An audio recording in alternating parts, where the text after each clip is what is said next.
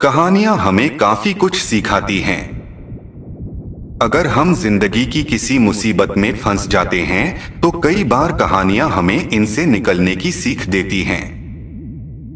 कई बार हम सोचते हैं कि अगर हम अपने घर की जिम्मेदारियों से मुक्त हो जाएं तो जीवन में जल्दी प्रगति कर लेंगे, लेकिन ऐसा नहीं होता है।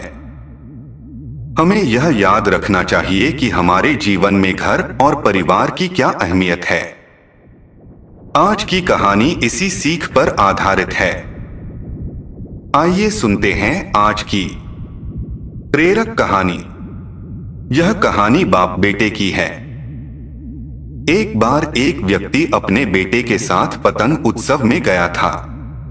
इस उत्सव में लोग रंग बिरंगी पतंगे उड़ा रहे थे। यह देख उस व्यक्ति का बेटा बेहद खुश हो गया। उसका मन भी पतंग उड़ाने को करने लगा।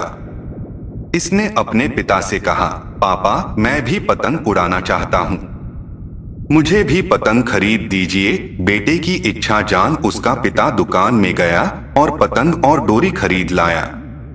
उसका बेटा पतंग देख बेहद खुश हो गया। उसका बेटा कुछ देर तक पतंग उड़ाता रहा। उसकी पतंग बहुत ऊंची उड़ रही थी, लेकिन वो इससे खुश नहीं था। वो चाहता था कि उसकी पतंग और ऊंची उड़े।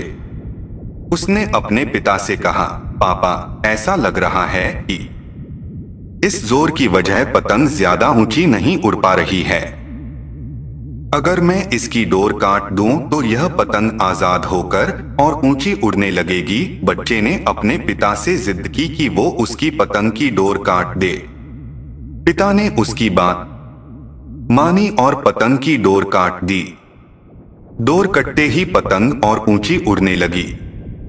यह देख बच्चा बेहद खुश हुआ। लेकिन कुछ देर तक तो पतंग ऊंची उड़ी, लेकिन फिर वो एक मकान की छत पर जा गिरी।